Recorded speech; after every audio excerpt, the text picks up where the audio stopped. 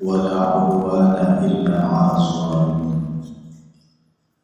والصلاة والسلام على أشرف الأنبياء والمرسلين سيدنا محمد وعلى آله وصحبه أجمعين أما بعد.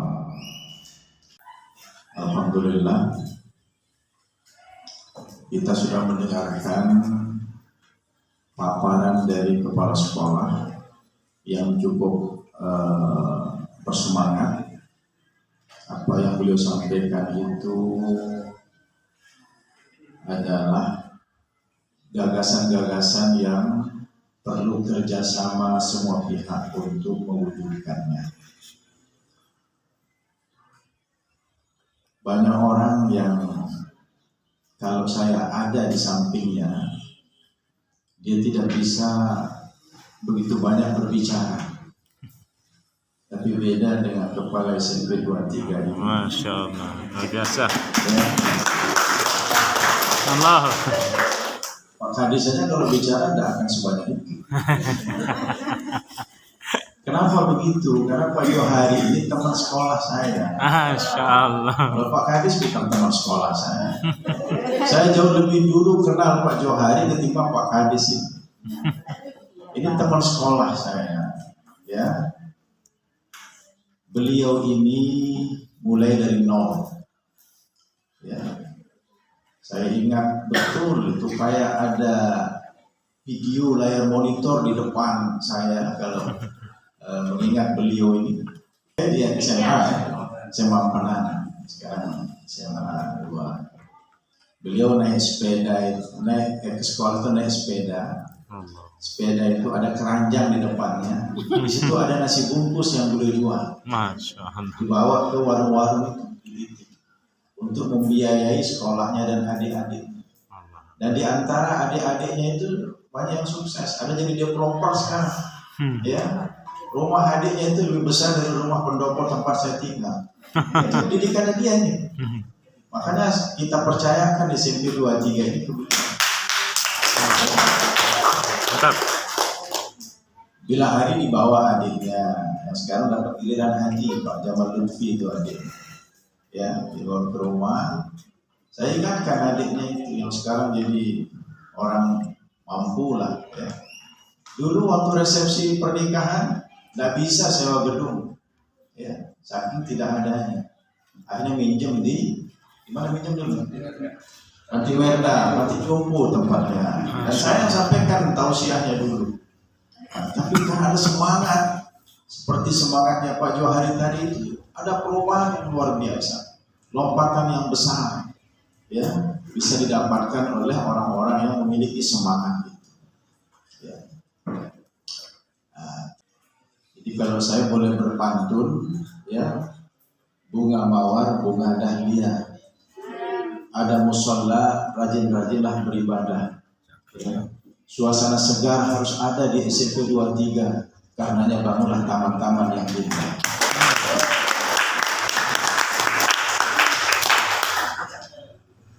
Jadi Bapak Ibu sekalian,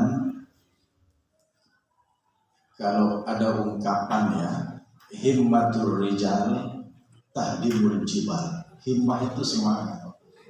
Semangat yang dimiliki oleh seseorang itu bisa menghancurkan gunung. Ya. Nah, semangat yang sudah diawali ya oleh kepala sekolah ini harus tertular kepada Bapak Ibu Dewan Guru dan kepada pihak-pihak terkait. Ya. Untuk bagaimana menciptakan perubahan yang besar, lompatan yang maksimal, ya, terwujud di SMP 23 ini. Banyak orang yang memulai dari nol. Saya kedatangan ketua Pergunu, ketua pusat Pergunu ya, Persatuan Guru-Guru NU, Profesor Dr. Kiai Haji Asep Saifuddin Halim MA, yang juga pimpinan Pondok Pesantren Amanatul Ummah di Pacet, Mojokerto, yang luas area pondok pesantrennya yang di Mojokerto itu 100 hektar, ya, 100 hektar. Ini bagus ya, pondok pesantren terintegrasi. Nah, pertama beliau bergelar Profesor Doktor Kiai Haji, Masya ada MA-nya lagi di ujung. Allah. Ini menunjukkan beliau rajin sekolah secara formal, rajin juga mengaji secara non formal. Beliau datang membalas saya punya kunjungan karena saya sempat berkunjung ke Mojokerto. Awalnya kita berkunjung G2G, ya, pemerintah ke pemerintah. Ternyata wakil bupati yang kita kunjungi di Mojokerto itu putra beliau, putra daripada sang kiai. Akhirnya sekalian kita berkunjung ke kiainya. Nah, itulah ceritanya. Lalu dibalas kunjungan saya menyambutnya, dan saya izinkan tinggal di hotel, tapi tinggal di pendopo Wawali. Ya, saya sendiri ngungsi ke Stabilo, biarlah beliau yang tinggal di situ. Nah, lalu beliau cerita itu 16 tahun yang lalu didirikan pondok pesantrennya itu. Ya, kali ini berapa belas tahun yang lalu? 27. Berapa belas tahun? Ya, 18 Hah? tahun. Berapa tahun? 18 tahun Bapak. 15 ya? 15 tahun. Itu beda setahun. Iya, iya, 2007. Itu 16 tahun yang lalu beliau dirikan ponpesnya di Mojokerto, di Pacet, daerah pegunungan itu. Ya, mulai dari nol. Karena beliau punya pondok pesantren di Siwalan-Kerto awalnya di Surabaya, masih ada sampai sekarang. Arealnya ya namanya kota ya.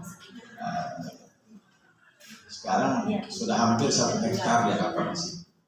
Karena satu areanya di situ 3 berapa? Satu areanya itu berapa ya? Sudah hampir 1 miliar satu area di situ. Di Surabaya masalahnya. Itu beliau mendirikan pondok pesantren tanpa ada murid, tanpa ada murid, tapi semangatnya luar biasa. Lalu datanglah orang pondok di tempatnya itu sampai berjumlah 23.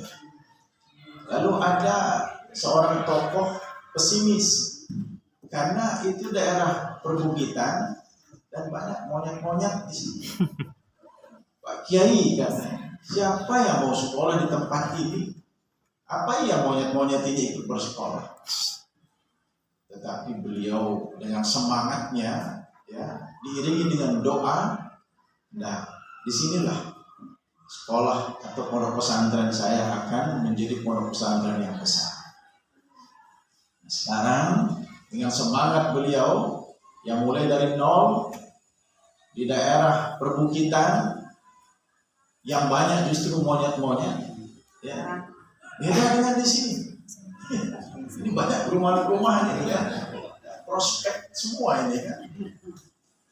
Sekarang areal pondok pesantrennya itu 100 hektar kurang lebih, kemudian santri dan santriwatinya itu 10.000. 10.000. Yang di Surabaya ada 2.000, jadi 12.000. Ya, 12.000. Itu beliau cerita begitu, ya. Dan beliau kreatif, kembangkan pondok pesantrennya dari segala sisi, termasuk aspek-aspek ekonomi, sehingga pondok pesantren beliau itu dengan aspek ekonomi yang dikembangkan, termasuk dari kontribusi rutin dari santri-santrinya itu, kurang lebih setiap bulan itu dapat penghasilan 9 miliar. Ya, 9 miliar. Dan luar biasa. Di sini saya dengar sudah mulai buka di epicentrum itu Golden Lamian.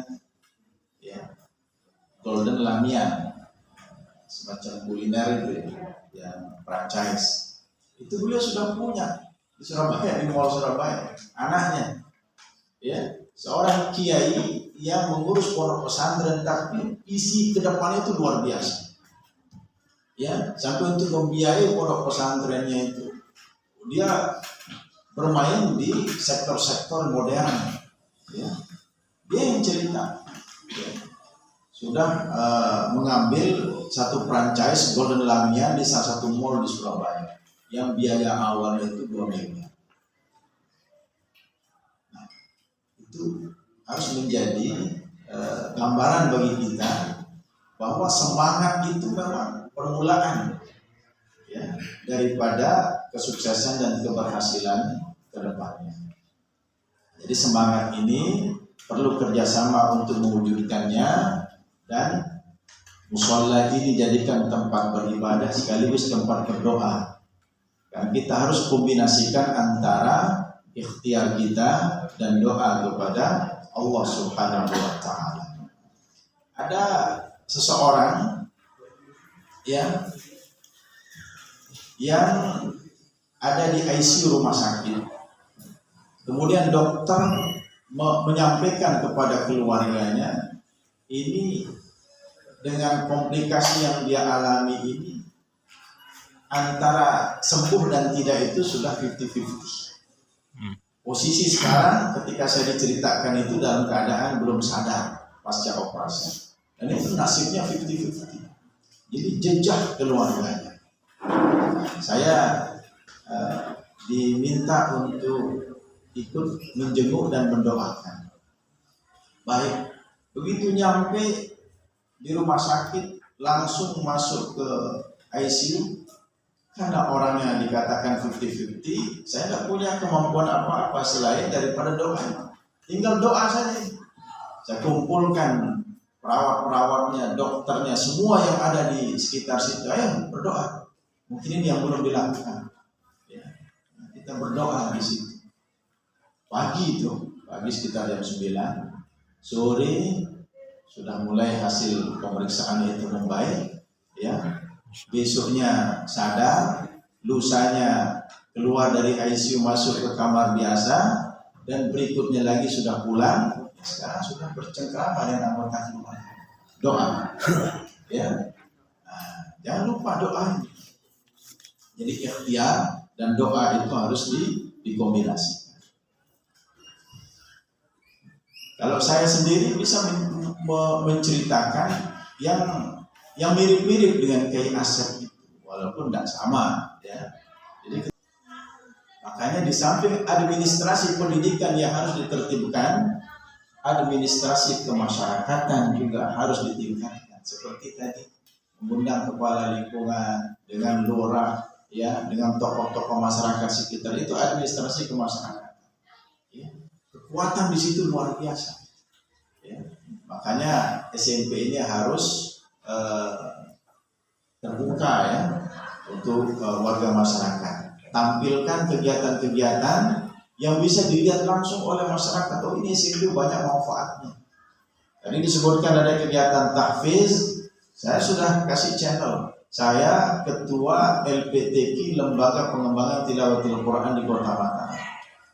Ya, saya punya ketua harian Hafiz 30 juz, Tuan Guru Haji Mahdi Wahyu di LC.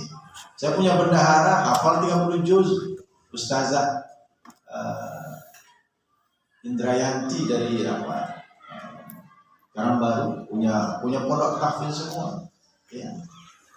Nah, sekarang saya punya kepala sekretariat Ustaz Muhson, hafal 30 juz, yang sekarang kita tugaskan jadi pendamping haji.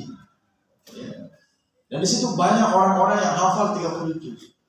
Di situ juga ada IPKOH, ya, ikatan qori-qoriah itu. Jadi bisa aja nanti diundang di sini, suruh ngasar semua di sini. Ya, melakukan Al-Quran di sini, undang warga masyarakat sekitar, berkah meriah. Ya. Tapi saya berkunjung ke SMP 23 ini bukan karena kepala sekolahnya teman saya, karena memang sekolah ini perlu diperhatikan. Perlu diperhatikan, karena ini dia ada di selatan.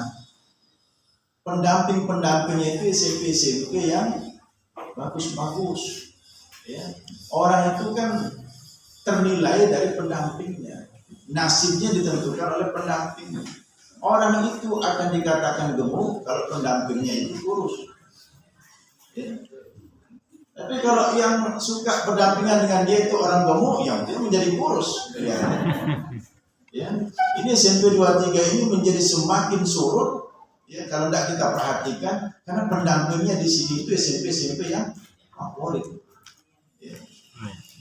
Nah, di lingkungan tempat saya tinggal, lingkungan perluasan itu lingkungannya namanya Mas Mutiara. Nah, dari namanya bisa dibayangkan rumah besar-besar kan di situ. Ya kalau kita bikin rumah yang sedang-sedang, waduh, semakin jelek kelihatannya. Karena saudara-saudaranya di kiri kanan itu besar-besar. Di Jakarta NTB punya Wisma NTB Jalan Garut nomor 5. Itu wisma, sekelas hotel. Tapi kuncup kelihatannya. Karena rumah di kiri kanan itu rumah konglomerat semua besar-besar kan. Ya, rumah pribadi itu. Ya. Tapi besar-besar. Lah kita punya Wisma NTB jadi kecil kelihatan.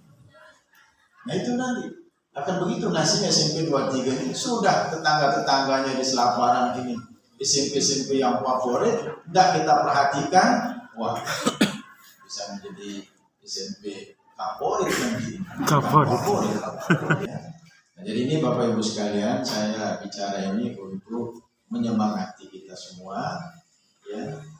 Siapa yang memerlukan bantuan itu yang lebih besar pahalanya kalau kita memperhatikannya. Ya. Nah, kalau kita menghitung ganjaran pahala daripada Allah Subhanahu wa Ta'ala. Kalau ada orang datang ke kita minta bantuan, lalu kita kasih dia, kemudian yang lain lagi sisa rezeki kita, orang tidak kasih bantuan, kita kirimkan dia sebagai hadiah. Jauh lebih besar pahala yang kita dapatkan memberikan bantuan kepada orang yang datang karena memang dia membutuhkan. Yang kita kirimkan hadiah itu belum tentu dia membutuhkan. Ya. Jadi ganjaran pahala itu sesuai dengan tingkat kebutuhan yang mendesak daripada seseorang.